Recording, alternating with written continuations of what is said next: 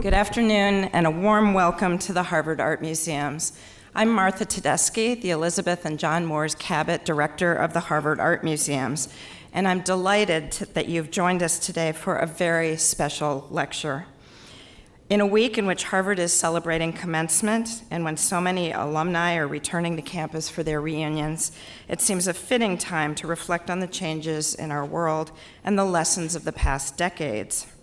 I can't think of anyone I'd rather listen to on this topic than our distinguished colleague and friend, Theodore E. Stebbins Jr., longtime Curator of American Art at the Harvard Art Museums, and now our cherished Curator Emeritus. Also, of course, Curator before that at the Museum of Fine Arts here in Boston and at Yale University. Today, Ted will reflect on the sea changes in the world of museums and the art world since he began his career in 1961. And he's entitled his talk, 50 Years a Curator, Whatever Happened to the Art World We Knew. In a moment, my colleague Ethan Lasser, who is head of our Division of European and American Art and also has the honor of bearing the title Theodore E. Stebbins Jr., Curator of American here at Harvard, will introduce Ted and speak in great his career and impact as a scholar and curator. Before we bring Ethan up, however, I want to say on a personal note that one of the great pleasures of coming to Harvard 22 months ago was the opportunity to get to know Ted and his wonderful wife, Susan, after a lifetime of admiring and relying on his seminal contributions to the scholarship of American art, which is also my field. A brilliant curator known for his excellent eye, Ted has done so much to build the fine collection here at Harvard, creating a legacy which will enrich the lives of students, scholars, and visitors for generations to come. As well, his books have inspired so many of us, enthusiasts, collectors, curators, scholars, setting a standard of excellence that is another important legacy and which has helped to forge a stronger and more mature field of American art. It is no exaggeration to say that Ted is one of the great art historians who has walked the hallowed halls of this museum, and that the Stebbins name, like that of Slive or Forbes, can be credited with a profound and lasting impact on the museum, and thus on research and teaching at Harvard and on the larger world of art. Before we begin, a few words of thanks. That's always my job. Today's lecture is made possible by the Robert and Margaret Rothschild Lecture Fund.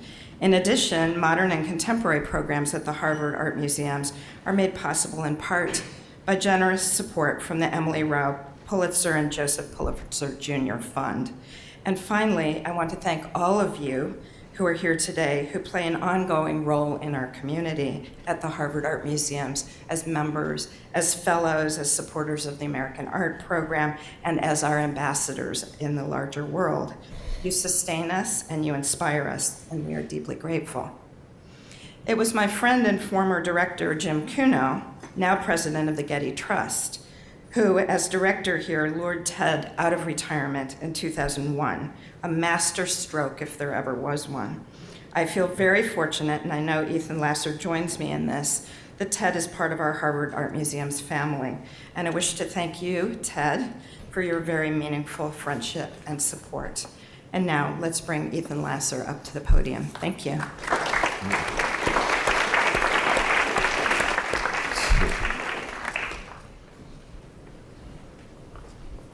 All right, well, welcome everyone, and thanks, Martha.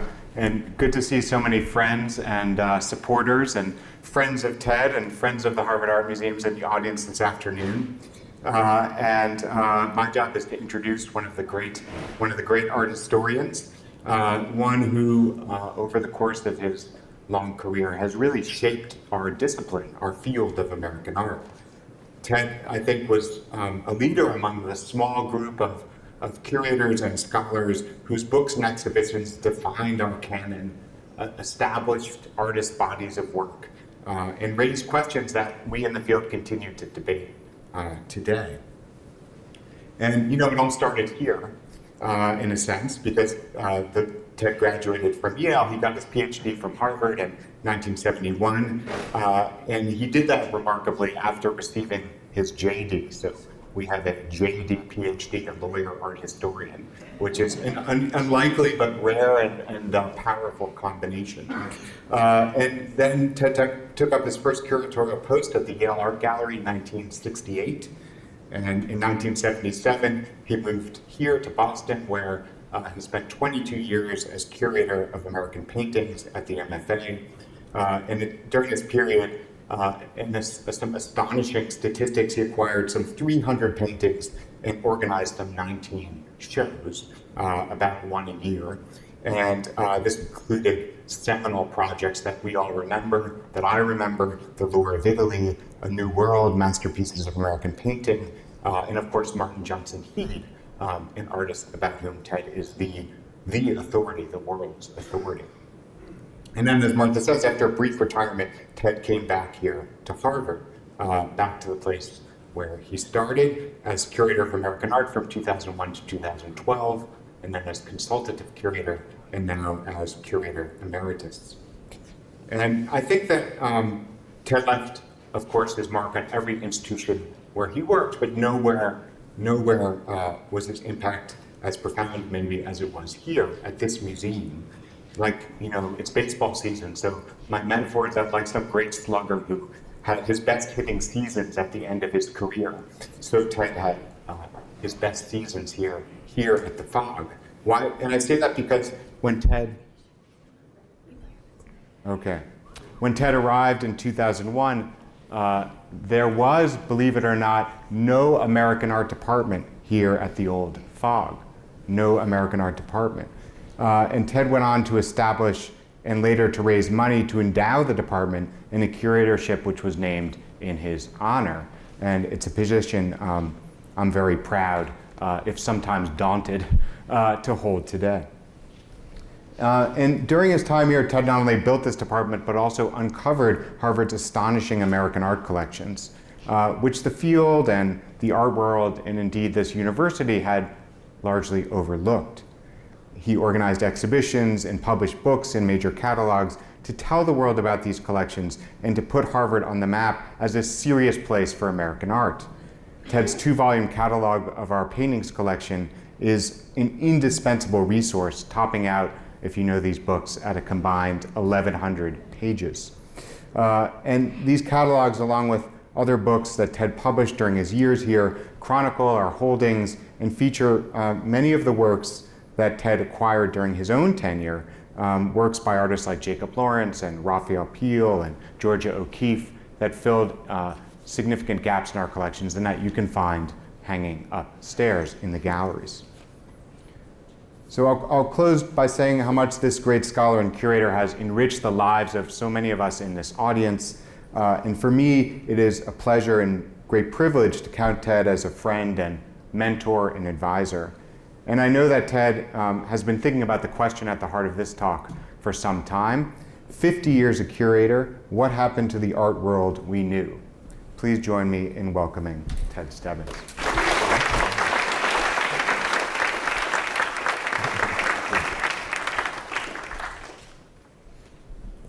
Is this working? Yes. Ethan, thank you. Martha, thank you. I always like the introduction portion best of these programs. A decade ago, I helped raise funds, as Ethan said, for a new department, and a good friend of mine suggested that the chair be named for me, which I thought at the time was a nice idea, but I didn't realize how thrilled I'd be every time I hear anyone mention Ethan's title. I get a chill up my back, and I'm extremely grateful. Having such a talented occupant of the chair makes it all totally worthwhile. Today, as you'll see, I'm going to ramble back and forth between reminiscences and a more professional look at what's happened to the art world in the last 59 years or so. In case you have to leave early, I'll jump to my conclusion. Change is inevitable, and while some aspects of the new art world seem puzzling and bothersome, many things about the art world and the world in general have changed for the better, I think, as I hope to show you. Now, I've forgotten where you do these things. Oh, good. Let me first say a word about this museum and how I became an art historian. The teaching of art history in America began with a legendary figure named Charles Eliot Norton, who began teaching art history at Harvard in 1874, first in the nation. 20 years after he began, the Fogg Art Museum, now the Harvard Art Museums with an S, was founded completely unexpectedly with Mrs. Fogg's unsolicited bequest, $200,000, and their collection. Here you see the original Fogg Museum, that little neoclassic building on the left, and you see a bust of Mr. Fogg. Martha and Ethan and I will talk later, but that bust should be sitting outside the entrance and will be shortly, I hope.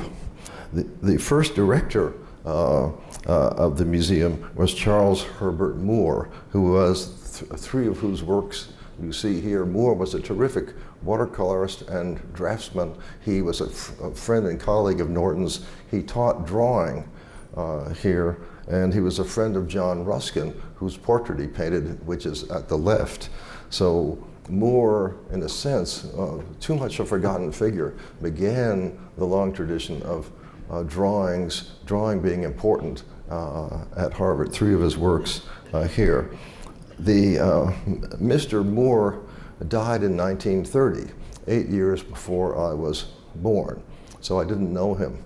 But the major requirement for choosing someone to speak today is that they be elderly. And I have the astonishing experience of having known every one of the Harvard directors, 10 Harvard directors, and I've known them all since Moore. The most amazing was Mr. Forbes, who was appointed director in 1909, retired in 1944. And when I was in John Coolidge's museum class, 1965, Mr. Coolidge said, would you mind picking up Mr. Forbes and bringing him to dinner? I thought, that Mr. Forbes? But it was. So I drove by, picked up Mr. Forbes, brought him to a class dinner, and got to know him. The great thing about working here at Harvard is you get to live for a long time. Paul Sachs, I knew. He was our next door neighbor in the Adirondacks. Great connoisseur of drawings, really the founder of my field.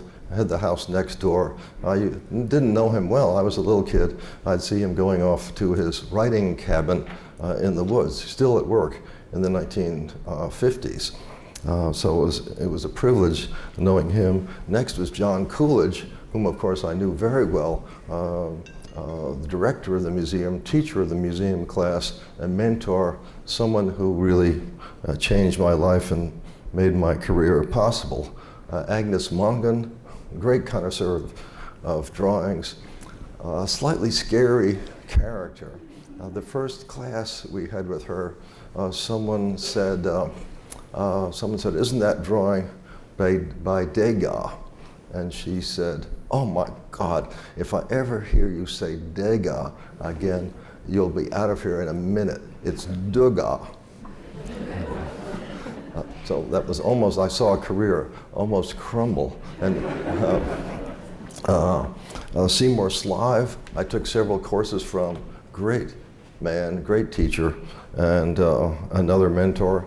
The charming Danny Robbins, I knew Peter Bowen, I knew less well. Jim Kuno I knew very well. As was said, he hired me, asked me to come here at the request of Mary Rose. Thank you, Mary Rose. And Tom Lentz I worked with closely. Only Tom, I think of anyone in the country could have gotten this impossible, possibly difficult building built. And Tom did that, and as soon as it was done, disappeared in the night. And finally, Martha Tedeschi, who has the promise of being one of the great directors of this institution. Terrific, terrific person, as you've already seen. My first experience with art took place some 60 years ago in the fall of 1959. I was about to start my senior year at Yale. My wife and I had a tiny apartment and of course no art. And my best friend, Jack Hines, said, "Oh, you should have a painting." So he was already collecting. He came from Pittsburgh, and he was an art history major. I was a major in political science and economics. I was planning to become a United States Senator. He was planning to study art and literature. He lent us this painting on the right by Fritz Winter, whose work, incidentally, is included in the exhibition that I hope you'll see upstairs, Inventure. We hung it. Then we invited Jack over for dinner to thank him for the loan. And he said, "Oh my God, you've hung it upside down." So we put it the right way around, and my friend and classmate gave me my first lesson in looking at art. By fall, we were both in Cambridge. He was at the business school. I mistakenly went to the law school. I still don't know why. And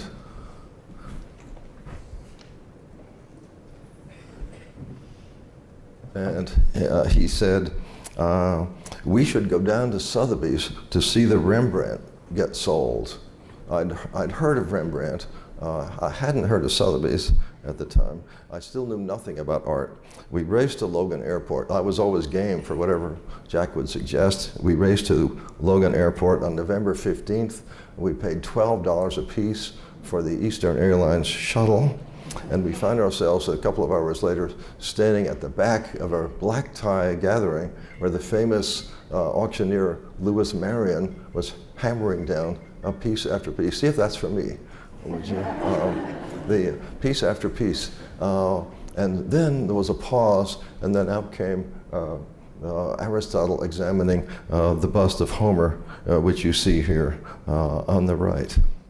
Bidding began, rapidly reached $1 million, which had been estimated as the likely price.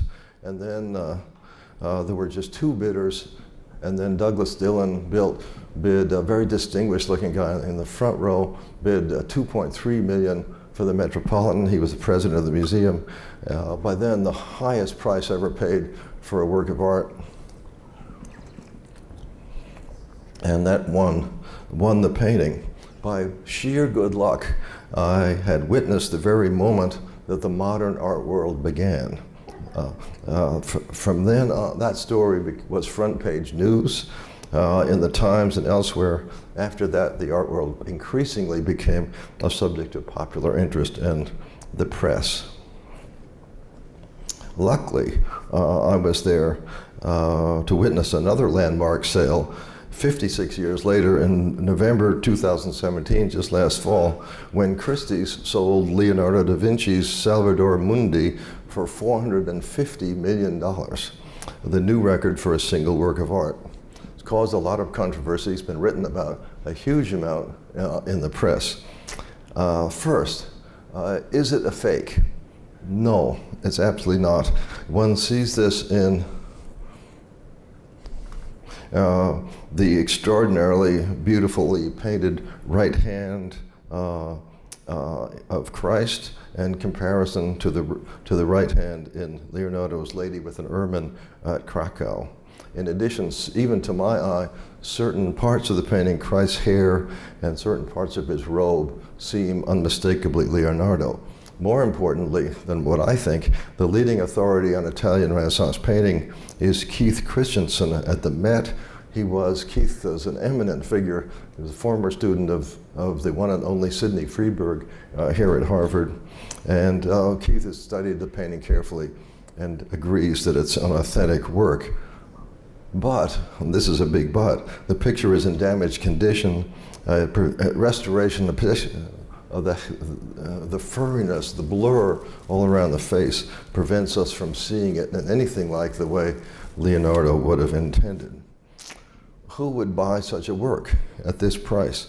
It was purchased by an Arab prince. Even though the Muslim faith forbids the depiction of human form, the underbidder was a Chinese billionaire, So there were no Americans involved toward the last couple of 100 million of the bidding. The art world has become completely irrational, totally international, and price no longer has any relationship to aesthetic quality. And that's one of the downsides of today's art world. Christie's promoted the painting as the greatest discovery of recent times, even though everyone knew it had been floating around the art world for 6 or 7 years, been bought inexpensively at a New Jersey auction, been offered to a number of museums. Various dealers got in and out of partnerships on it. Some made money, some lost money. But Christie's promotion, their marketing of the picture was outstanding.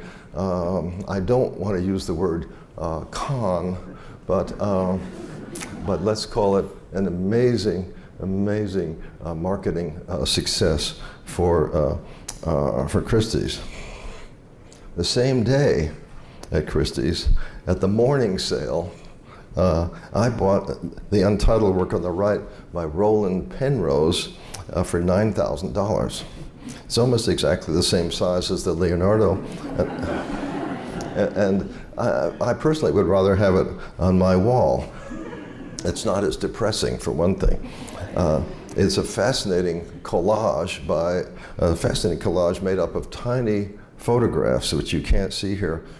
Penrose was a prominent British surrealist, and I was thrilled the other day in Chicago when I saw one of his works hanging with the Dalís and Magritte's, the great surreal pictures in the Chicago collection. I often advise collectors, buy the object that pleases you and moves you. Pay no attention to the name of the artist. You're not an autograph collector, you're collecting works of art.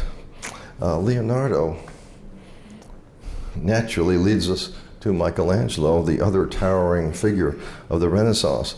The Met earlier this year had on view one of the greatest exhibitions in its history, or my experience. Many of you, I know, saw it.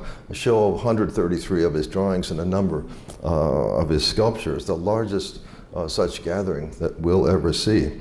It was amazing, and even more amazing were the long lines of people outside the museum waiting to get in, and then, as you see here on the right, long lines waiting once you're inside the museum to get in. That's one of the biggest changes in my lifetime. When I began, museums were essentially empty. They were for a small elite, and now there's a huge, widespread public interest in them. Our 1,600 art museums today draw 65 million visitors a year, with the Met leading the way with 7 million. Exhibitions have become more and more ambitious. Almost every work is now deemed lendable. I still don't quite trust this new technology, but so far these incredibly fragile works are being shipped all around the world. A few years ago, the Harvard Art Museums, the FOG, led its whole group of Bernini Bozzetti, you see two of them on the left, to the Met and the Kimball, and they all survived. These, in my day as a student, these works not only weren't moved, they were kept in one cabinet, and they were never moved even a few inches. They were thought to be so fragile. So I don't understand this, but as long as it works, it works. Yesterday, or the day before, the Gardner Museum closed its extraordinary exhibition of Fra Angelico. If you missed it, and if you live within 100 miles of the area, you should be very ashamed. It was a really absolutely beautiful, stunning, world-class exhibition. To see these, mostly in Europe, you go for the big Fra Angelicos at Cortona and elsewhere, but seeing these small panels, these little altarpieces, and being able to examine them up close. Even on the last day of the show, there weren't huge crowds. It was just an amazing experience. They were made in 1430 and 1450. It was hard to imagine how anyone ever dared pick up a paintbrush after that, but they did. I remember the first blockbuster was the Mona Lisa. Jackie Kennedy asked the French to send the Mona Lisa to America, and André Malraux agreed. So the Mona Lisa came to the Metropolitan and the National Gallery 1963. It came for a month each at each museum. And in those 2 months' time, 1 million people saw it in the depths of winter, lined up in the cold. The draw of this single work of art, people hoping to connect with greatness and with history and with this, probably the most famous work of art in the world, meant something. In a few years' time, art had become popular. One of the bad news things is that exhibition catalogs have grown tremendously. When I was first going to exhibitions, I would carry around the small paper catalog. I'd make notes in it for future reference. Nowadays, you need a small cart to carry around the catalog, which are sponsored by the hernia doctors, I think, of America. Why exactly did such crowds pour in to see Leonardo and Michelangelo? The Met's exhibition, I don't need that yet. The Met's exhibition was titled The Divine Michelangelo. And that gives us a clue. People in this confused age where traditional values seem under siege seek the authentic and the inspirational. The greatest painters are seen as having divine, God-given talents. And people want the uplifting experience of seeing the best that humanity has achieved. This brings me back to my own entry into the art world. Well, at law school, I wrote my third-year paper on the tort liability of the art expert. I mean, the question was, when could art experts be sued for giving expert opinions?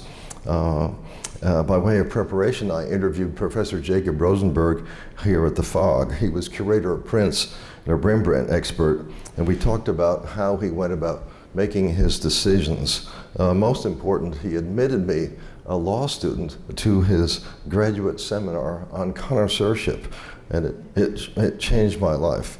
Out of this course came his book, which I still look at regularly, on the quality of drawings. Completely outdated in many ways now, but still a wonderful, thoughtful study about on the subject of what my generation regarded as the key issue in art history, that is quality, the questions of quality and authenticity, the practice of connoisseurship as it's known. Knowing Rosenberg changed my life, and he gave me the tools of a profession to practice, and he secured my admittance first into the Harvard graduate program in art history, and then a couple of years later, when he went to Washington as the Kress professor at the National Gallery, he took me with him as the Chesterdale Fellows, really the beginning of my career. I was very, very lucky. In one piece of luck for me and for my fellow graduate students was that the field was small. So Barbara Novak, John Wilmerding, Bill Gertz, I, and a handful of others all moved. We thought we deserved it, of course, but we were just really lucky. We moved from one good job to the next because there weren't many competitors. It was a golden age that way. It's worth mentioning that the director and the curators at Harvard, at the FOG, at Yale and elsewhere were also the curators. That's completely changed now. That's a change that I lament. The pattern broke down in the 70s and 80s. Curators and professors, academics, now are likely to carry on two different paths, although there are people in this audience who have done both, as I have, and Ethan shows every promise of being equally gifted in the classroom as with the objects. I think that pendulum is bouncing back importantly. While I'm thinking about drawings and Professor Rosenberg, I should say again that the serious study of drawings began here. Paul Sachs was the founder of the field, and because of his influence and his students, Harvard built one of the 2 or 3 outstanding collections of Western drawings in the world. Most recently, I'm showing these 4 pictures because George Abrams recently, class of '54, added to Harvard's collection with the gift of his own extraordinary holding of Dutch and Flemish drawings. The 2 on top are by Rembrandt. The 2 below, which look so similar in many ways, are by his colleagues, not copyists, not students, but excellent artists on their own who worked in styles close to his. Well, one of my few complaints about this building now is that if you look around the building, you'll see scattered groups of drawings here and there, but nothing to indicate the bedrock importance of Harvard's holding in the field. This institution is the equivalent of the Morgan Library and the Getty in terms of master drawings. And I'd love to see a special gallery reinstituted where drawings could be hung. During my first year of coursework, my friend Carrie Welch asked me one day, do you want to go to see the new Heeds at Vos? I hadn't heard of Heed or Vos, but Heed turned out to be an interesting, little-known American painter, and Vos a distinguished Boston gallery. So down we went. I immediately fell in love with Heed's work. I organized my first dissertation on my first exhibition on it in 1969, then wrote my dissertation on it. Heed and I have had a great ride as his work was so varied, from his marsh scenes that you see above to these mysterious seascapes below. And more pictures and more evidence about him are constantly turning up. When he moved to Florida, he found his first great patron, Henry M. Flagler, in St. Augustine, and he started painting the great Florida marshes above, and then magnolias and Cherokee roses, as you see below. Tourists bought these paintings, and they took them all around the country. They didn't buy them because they were great art, they just bought them because they wanted a souvenir of their travels, and that's why so many Heeds from Minneapolis and Los Angeles and all over the country turn up regularly in tag sales. A couple of generations later, the children and grandchildren have no idea who Heed was, and so it's an art dealer's dream. The auctioneers love to find these new Heeds. Since I'd written about Heed, I became the expert on the painter. In the art world, the experts are self-appointed. If you the art world is still the last wonderfully uncontrolled and sometimes crazy place. So I became the Heed expert. When new works turn up, they bring them to me, and when fakes and forgeries turn up, I need to, for the integrity of the artist, I need to figure out which ones are the real ones and which ones aren't.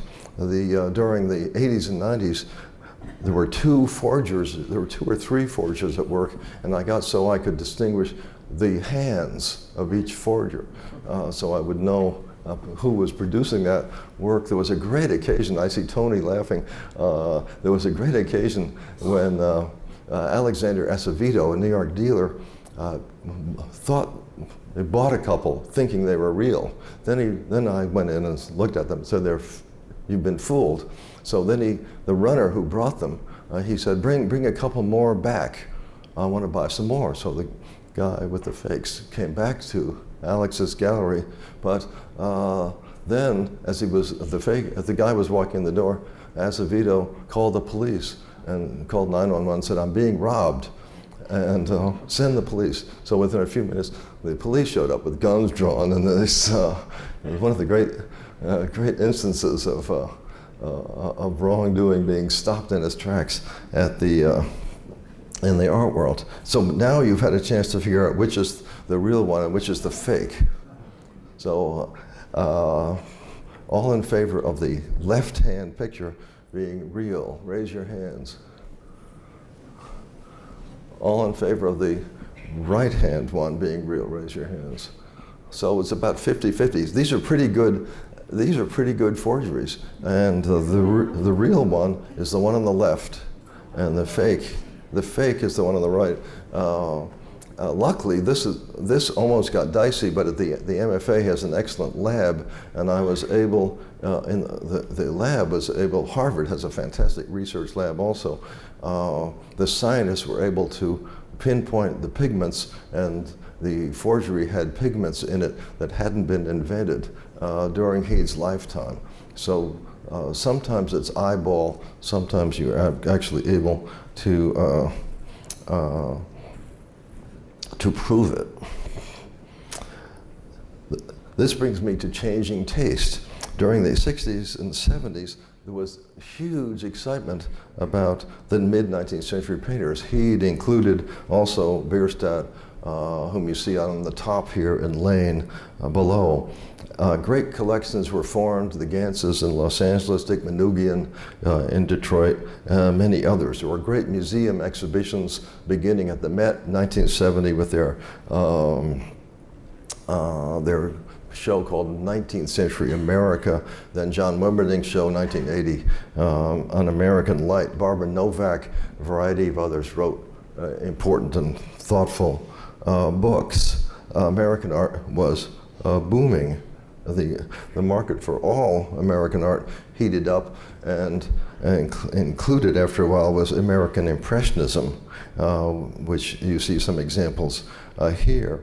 The market now was being pushed by the price is no object purchases of Alice Walton, who was busy building a new museum in the northwest corner, difficult place to find, northwest corner of Arkansas. Alice acquired every picture, every American painting that hadn't been nailed down, and quite a few that had been nailed down, such as the Asher B. Durand Kindred Spirits that you see on the right. Her museum, really a handsome museum. I was very, very pleased when I saw it, handsomely designed by our neighbor Moshe Safdie here in Cambridge. I applaud Alice's her ambition and her success in bringing some great art to the American Southwest. The Northeast, as you know, has got much too much art.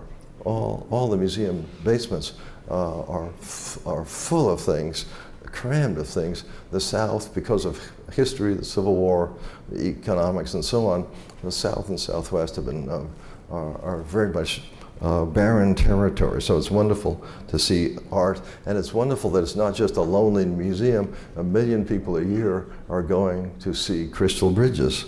Then 2 major events occurred, both bad news for the art dealers. First, Alice slowed her buying way down as her collection became complete.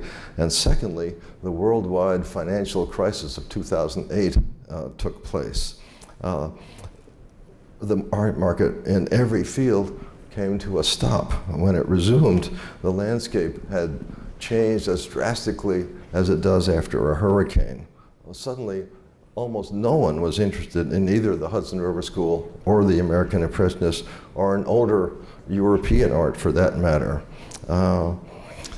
All attention suddenly shifted. It would take some serious work in cultural psychology to figure out exactly why this happened. All attention suddenly switched to the modern field, modern art. Equally astonishing was the change of taste involving 18th century American furniture. For me, pieces like these are among the great works of American art. The amazing Newport desk at the Garvin Collection, the great Philadelphia armchair on the right.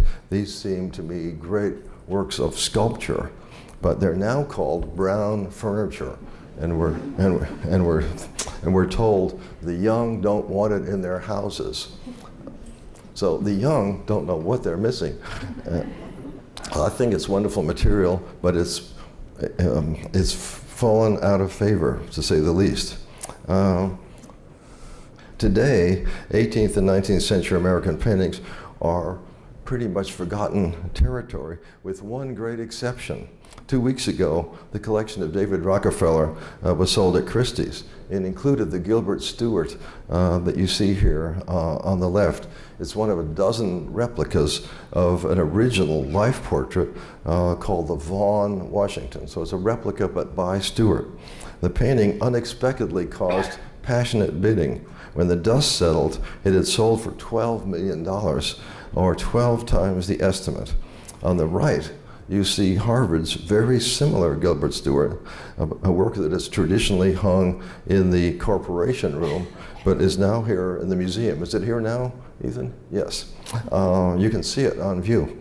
Harvard's picture is earlier in the series, and it's more lifelike, more lively, has some landscape behind it. It's a superior picture. So the question for the curator now is Harvard's picture a $12 million picture? Or should it go back to the Corporation Room? Was the high auction price based on artistic quality or on the Rockefeller provenance? Americans are nothing if not social climbers, and people love to have works that belong to Rockefeller or Elizabeth Taylor, the Duchess of Windsor. The big auctions in New York make use of those big names. Curators, value is of absolutely no interest to curators except when we're having to insure something or we're on the market. Could matter less. What we look for when we hang paintings is strictly the wall power, the interest, the power of the work. But an auction price like this, especially when you have a very similar one, gets our attention. As we see from popular exhibitions like Michelangelo, the public still responds to great exhibitions of older masters. But in the marketplace, as I said, older art has been dramatically and quite suddenly replaced by really a feeding frenzy for modern and contemporary work. Going back to the 1950s, my youth, the art and architecture of that period was completely serious. There was nothing cynical about it. In architecture, we think of the Seagram building. I think of the Seagram building. I walk past it often in New York. Mies van der Rohe, 1958. Mies headed the Bauhaus before coming to the US. The structure is sleek, contained, graceful, taut, and has a kind of modernist perfection, balance. For me, it is the equivalent of Jackson Pollock's astonishing, equally perfect painting number 2, 1950, one of the great paintings of the era, one not celebrated enough, which Harvard is lucky enough to own, which is on view here in the gallery. The films of the period also seemed flawless. From Here to Eternity, East of Eden, On the Waterfront, all glorified the greatness of the American spirit, the courage of the individual, the grace and decency of the American woman. Here are 2 stills from Elie Kazan's On the Waterfront of 1954 with Marlon Brando, Eve Marie Saint, and Carl Malden. I think, for me, this is the outstanding film of its time. 1973, when I was just starting at Yale, Julian and Joanne Gantz asked me to a collector's dinner, asked me to give a lecture in Los Angeles, and had dinner for me the night before. And I went over to my place and sat down, and there, seated on my right, was Eve Marie Saint, one of the great moments of my life. And hearing her soft, that unmistakable voice, and then learning that she was a collector of American art, which she still is, still living, still collecting, was a magical thing. Married for all her life to the same guy. Later, we learned that the seemingly perfect figures, sports stars like Joe DiMaggio and Ted Williams, directors like Kazan, were far from perfect. They were more a product of our own longing for heroes. I think something coming out of the heritage of the Second World War, when the generals and fighter pilots were all seen to be heroes, Jackson Pollock and the artists at the same time were seen to be the same. In 1960, we elected a seemingly perfect man as president, Jack Kennedy. Only later did we learn about his ill health, his extramarital affairs, and so on, including one with the American goddess Marilyn Monroe, who died of an overdose in August 1962. I still remember it. I still remember reading about it. The perfect world was not so perfect after all, where women were relegated to a second-class role, where image counted for more than reality. In the weeks following Marilyn's death, a young commercial artist in New York reinvented modern art by silkscreening a photo of her and creating a composition with 25 colored images on the left and 25 black and white on the right. Andy Warhol, of course.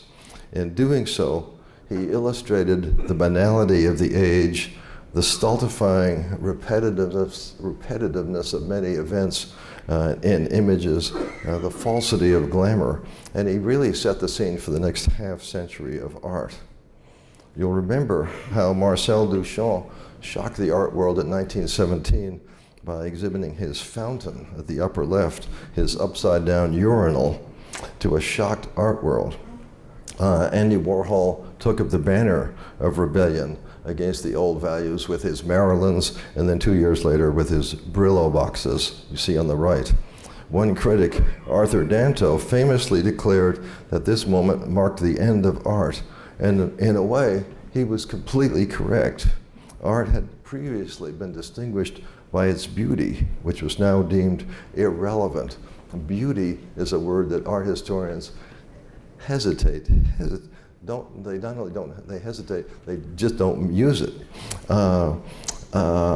And art no longer, after Warhol, art no longer need demonstrate the touch or the brushwork or the hand of the individual artist. Art need not even be made by hand, Warhol had a factory, or indeed made at all. A letter describing plans for a work is widely accepted as conceptual art. Idea has replaced the skill and craft of the artist. An exhibition that I just saw a week ago in New York at the Guggenheim, the Vietnamese artist Dan Vo, not to be confused with Van Gogh, demonstrates this perfectly, where Duchamp and Warhol exhibited found objects with at least some arguable aesthetic quality. You realize when you see it that the urinal is actually quite graceful, a little Brancusi-like. Dan Vo shows us things that lack any aesthetic quality at all except for what we read into them. He shows us historical artifacts that you see here, including the chandeliers from the Hotel Majestic in Paris, where the 1973 peace agreement was signed. The engine in the center from his father's Mercedes, signaling his father's rise to the middle class in Europe, and the television, washing machine, and dryer that his mother received, also in Europe, from a German welfare agency. These are objects completely without importance except for their associations. Looking at them, and looking at a lot of art now, you're lost without the explanatory labels. You can see the way the works on the two on the left are shown in the Guggenheim on the famous ramp.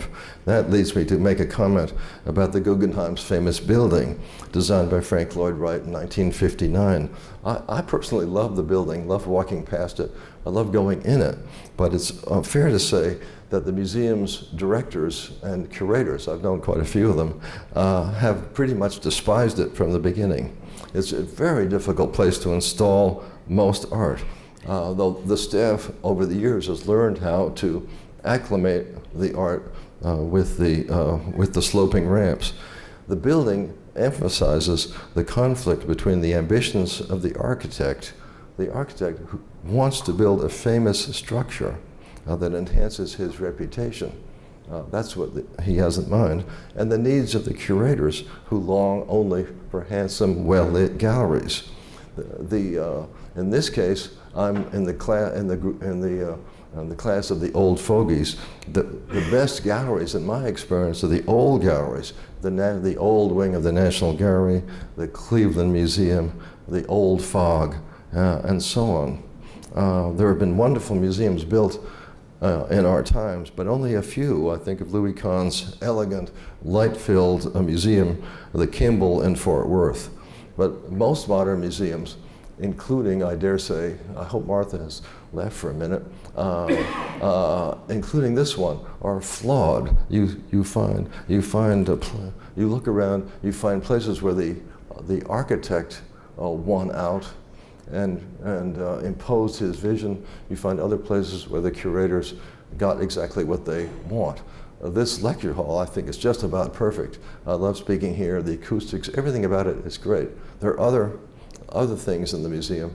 I had trouble walking upstairs. I had trouble passing someone on the little narrow stair going up to the second floor. So every building is a compromise, but the power of the architect is great.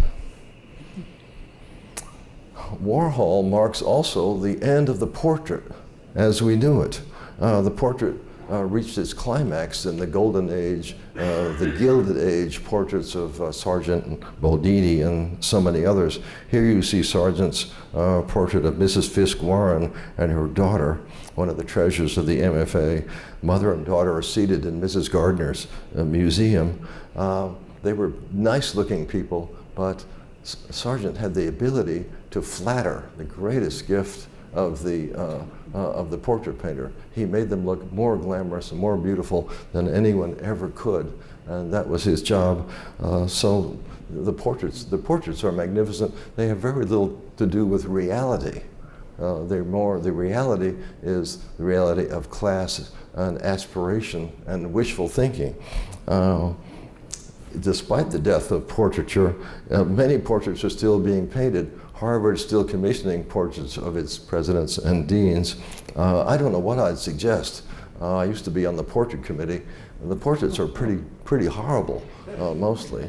They're based on photographs. They're painted by artists who aren't very talented, but Harvard owns 300 years of portraits, so it's pretty hard to say, well, now let's substitute photographs. I don't know what I do. Luckily, I'm not on that committee anymore.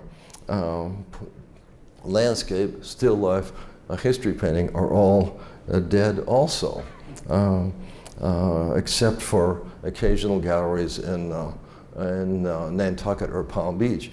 Hard to find those kind of paintings, and when you find them, they aren't any good. What does this mean, you wonder? I think that archaeologists in the future will look at us and will conclude that ours was a society that lost interest in history and in nature.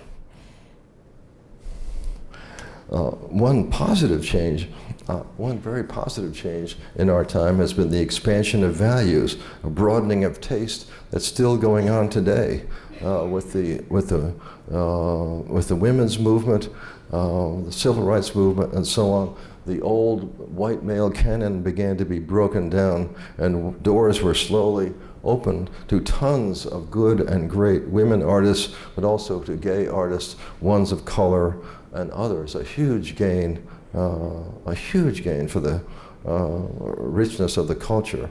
As a curator at Harvard here in 2011, I guided the acceptance of a wonderful collection of outsider art, much of the work of untrained African-American artists in the rural South. You see 3 examples here. The gift of Dee Dee and David Barrett, Harvard 71. It was a difficult process, not because of the Barretts, who are the nicest people around, but because Harvard had a lot of trouble accepting this unusual and unfamiliar art. Surprised me. And that's the subject of another lecture, but Harvard can be surprisingly conformist and narrow-minded in some ways. I'll leave that to others. My own introduction to this kind of art occurred when I first saw the Simon Radia Towers in Los Angeles in the late 60s. They're just totally magnificent. They're the work of one man. They rise 90 feet tall, and they still stand. He made them all Italian craftsmen, made them all with bottle caps and cement, homemade remedies. It's an astonishing act of artistic courage and originality. I also saw early on the throne of the third heaven is called on the right by James Hampton. No one, when you see them, no one can doubt that these are great works of art. Recently, the National Gallery has had a show called Outlier art. Outlier is the new term for, it used to be called primitive, untrained, or grassroots artists. So once the National Gallery has a show, which they just had, might be still up, then the National Gallery has never been a very avant-garde institution, so that marks real widespread acceptance of this new kind of art. The move to modern art has been again something we need to work on exactly why it's caused. This is the kind of work in the 50s when I was a kid. Some of you were. This is the kind of art that your parents said, you know, my kid could do that. You can't fool me with that stuff. Well, now in 60 years, it's a dramatic change. This is all that people really care about. There was a lot of books written, a huge amount of education, a lot of college courses, the Time Life series, a lot of reasons this happened, but now this is accepted. And as you know, the very rich have gotten richer everywhere, and what they seem to want is this kind of work. In 2015, David Geffen sold Ken Griffin. Geffen is, I think, a Hollywood character. Griffin is a guy that lives in Chicago. So Griffin bought these two paintings, Pollock's number 17A, 1948, and Interchange by de Kooning for $500 million. Even Leo Castelli would have been stunned by that. The de Kooning on the right, 300 million, becomes the second only to the Leonardo in terms of all-time prices. I was very surprised to see them both hanging on the walls of the Art Institute of Chicago when I was there last week. And my conclusion quickly was that the de Kooning is really a great painting from his best period. The Pollock is smaller than I expected and not nearly as distinguished a painting as Harvard's. For scholarly, this is our friend Aggie Gund, showing that all collectors aren't just sitting around counting their money. Aggie Gund has a fabulous collection in New York and has a Harvard master's, of course. Sold her big Liechtenstein for a ton of money in order to fund criminal justice reform. So there's quite a lot of idealism in the art world as well. For scholarly, innovative exhibitions, the University Museum plays a more and more important role. The big museums need large attendance to feed their budget, to get the restaurant and the bookstore and everybody doing well. Harvard continues to set a great example, doing exhibitions that add to knowledge, that really contribute. I loved Ethan's show, The Philosophy Chamber, where he unearthed Harvard's original Museum of Art and Science, unearthing paintings, mineral specimens, Native American things, astronomical objects, and teaching us something about what learning looked like back then around 1800? Around 1800. And I'm still on view here. A show you must see, it's upstairs, third floor, is Lynette Roth's groundbreaking exhibition called Inventur. It shows us for the first time what happened in Germany in art between 1943, when the war was still going on, 1955. Who knew that art was even being made in these years. It was astonishing, inventive, and courageous show, exactly the kind of thing a great university should be doing. This is one of my favorite walls in the exhibition, these 8 by 8 small works by 3 or 4 different painters in the mid-1940s. The role of the curator has changed, which is nice. The curator used to be, by definition, a quiet, scholarly person sitting in the back of the library. Now the curator gets to speak and do wonderful exhibitions and reach out to teach and educate the public. All that brings us to Jeff Koons, who's now 62 years old.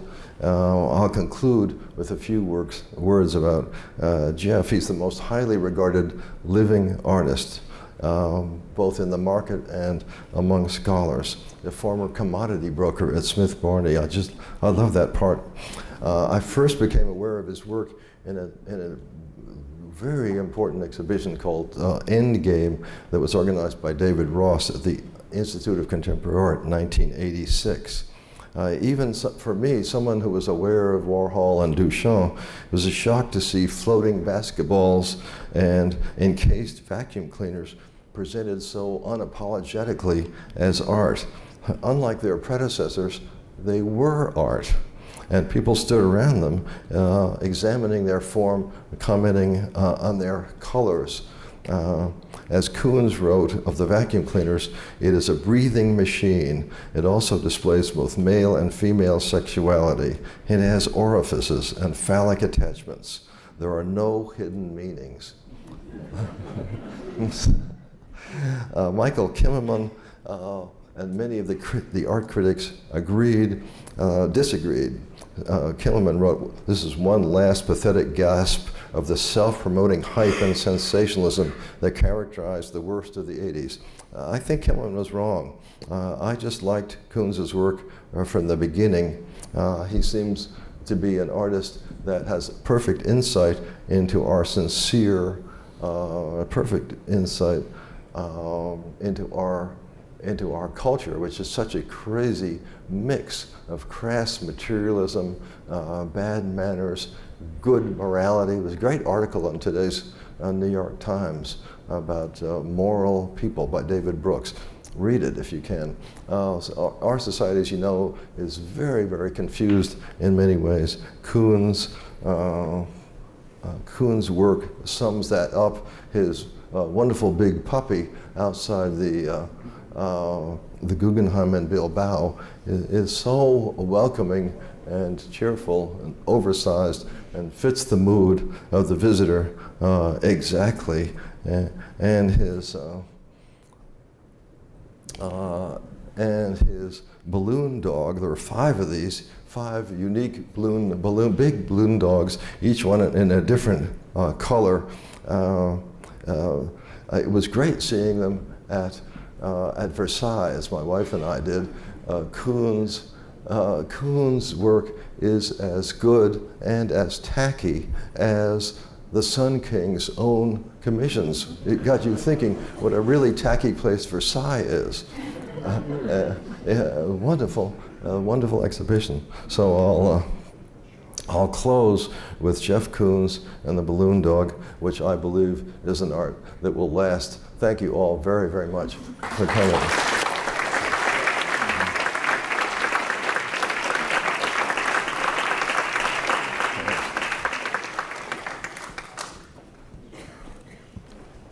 Maybe we ought to just stand here. Do you want to take some? You'll take some questions.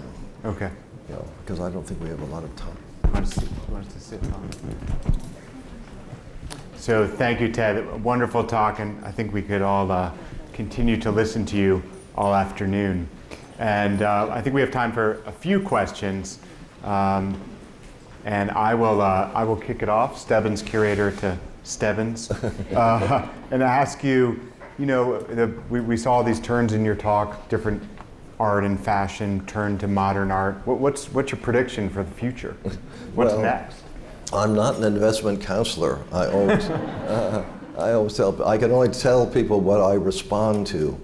Ethan, why don't you stay here so you can answer questions too. I have no idea. I would have said the Heed, if I'd been advising people, I would have said Heed will last forever. But all my favorite 19th century painters have disappeared in terms of the market.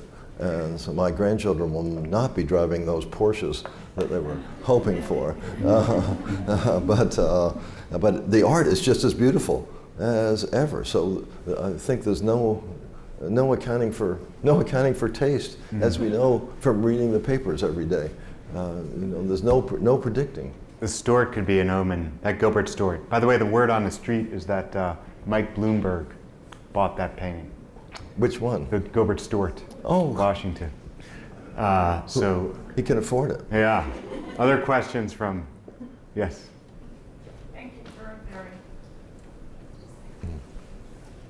Thank you for a very fascinating talk.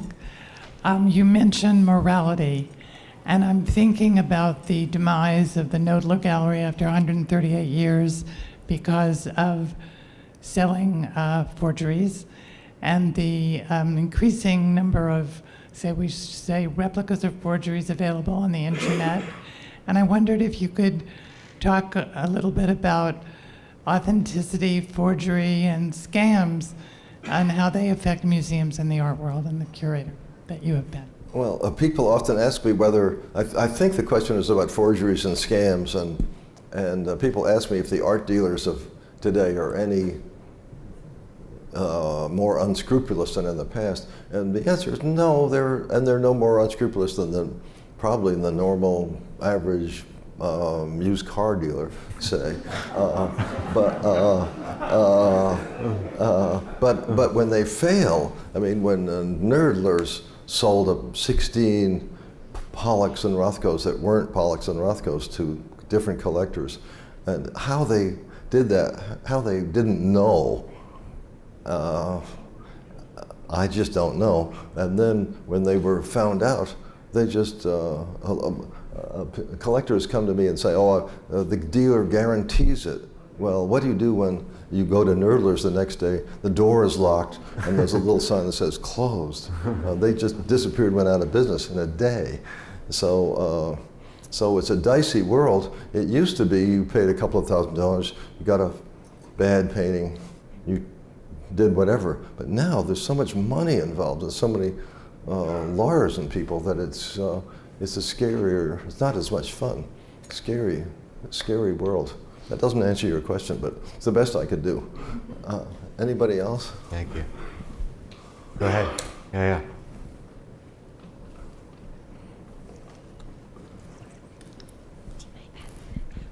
And then we'll go to Carol. Ted, I was a student of yours at Smith in the 60s. Oh my gosh, how wonderful of you to come. My first class was teaching at Smith. I loved it. It was a great class. Yeah. I wonder what your thoughts are about the future of art history publishing. I mean, on the one hand, so much more archival information is available online. Research is so much more easy and thorough.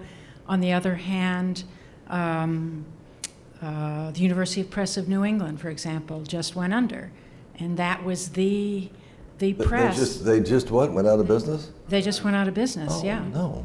Yeah, you didn't know. No. That was the publisher for regional art, for architecture that's of local interest. Terrible. What does the future hold for those of us who want to publish on local topics? The question is publishing, and I don't know. You answer that, Ethan. I think it's a great question. We're having this debate in the museum world right now about what does it mean to put a book online as opposed to having a hard copy book that you can thumb through, and I'm very much an advocate of the second. I think it's a whole different experience, and I think a lot of us are. But these books are expensive. I mean, ask Ted, he's published how many? I think Erica found that there are 154 references to TED in our online library system. So you can ask him, he's published 154 books. But the answer is that there is pressure because of the expense of the books and, access, right? Catalogs are expensive. If you put them out for free, that's the counter argument. On the other side, what does it mean? What kind of experience do you have from actually reading, holding a text as against seeing it online?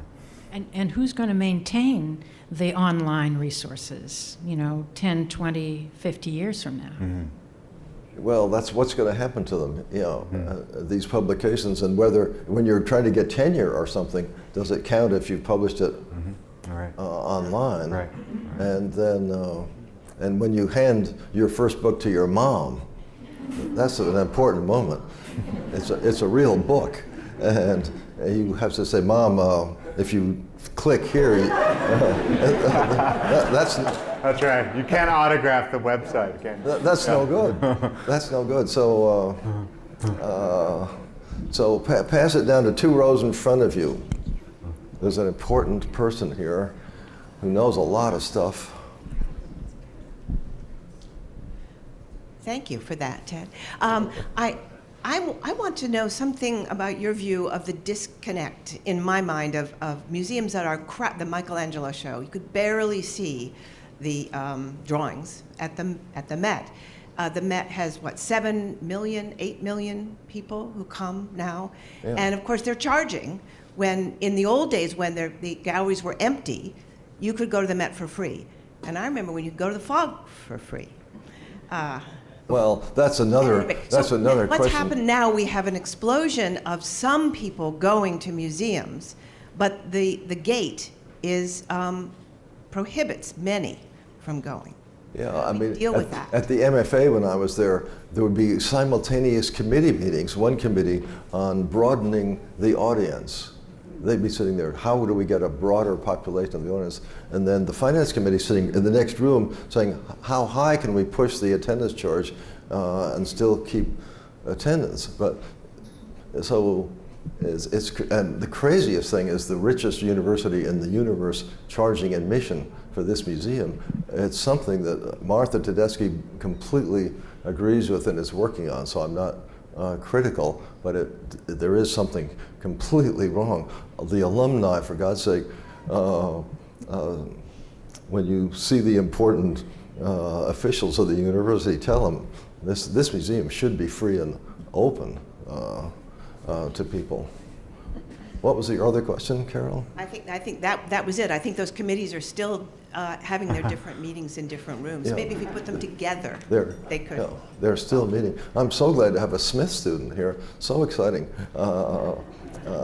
Your first class is incredibly exciting. And there I was commuting out from Cambridge and finding 50 young Smith women sitting there. I still remember on a very hot day, I took my jacket. You lectured then, of course, in jacket and tie. I took my jacket off, and one of the senior faculty members said, "We lecture in our jackets."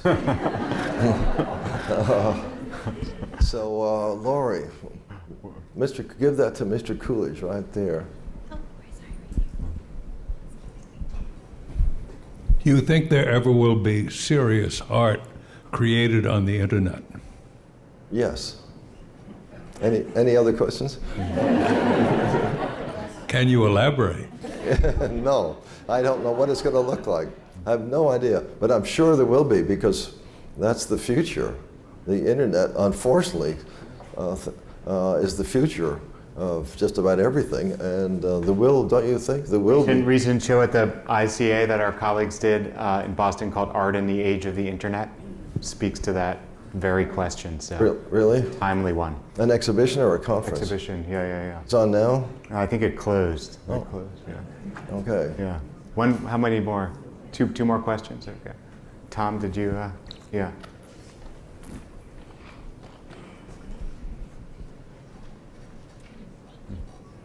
Ted, I wondered if your thoughts have evolved on the liability of art experts, or issues of tort liability. The liability of art experts. Hadn't known that was one of your first. I love that there are I love dealing with an artist where there are fakes and forgeries because it makes life so interesting.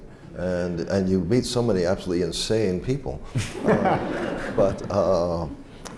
So in a nutshell, the law is that if you're asked for your opinion, you give an honest opinion. Even if you're wrong, you can't be held liable. But of course, we all know that the more money you have, the better law you can get. So if you have some crazy wealthy fool who wants to sue you for a long time, it's going to be a very unpleasant and financially damaging experience. Mm-hmm. Is the conclusion then not to offer an opinion? What's that? Is the conclusion then not to offer an opinion Well, lest you... I think it's disgraceful. A lot of museums forbid the curators from giving opinions, which I think is really unfortunate because there has to be a Bureau of Standards. And if you work for a big museum, you're protected. The museum will protect you. They have lawyers, and people are much less hesitant to sue the Museum of Fine Arts than Dr. So-and-so all alone. So I think if you work for a museum, you should be giving. That's a nice tone. You should be giving opinions. If anyone's been reading about the Wadsworth Athenaeum recently, they know that the fakes and forgeries are a very live issue, even in our internet age, maybe more so in our. That's another talk. Fakes in the age of the internet. All right, we have one more question. Rob, yeah. So, yeah. Why did it take so long to get Fitzhugh Lane's name right? Why did what? Why did it take so long to get Fitzhugh Lane's name right? I didn't hear it. Fitzhenry Lane. He's asking about Fitzhugh Lane, Fitzhenry Lane. Oh. Yeah, we should ask. Let's go to a better question. Rob Leith can answer that. Yeah. Rob, that doesn't count. Okay, Dan Horowitz.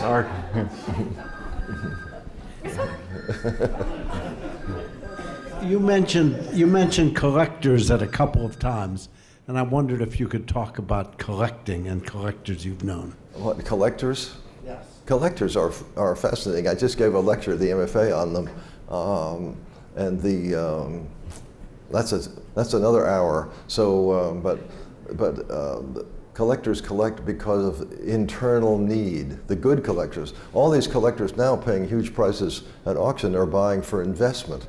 I can absolutely tell you for a fact, I don't know when it will happen, but it's going to turn out to be a game of old maid, and the one who gets the Black Queen last is going to be stuck with a very expensive mistake. I mean, those are bad, at 500 million, those are bad investments. I know. So let's leave it at that. Thank you all very, very much. Thank you.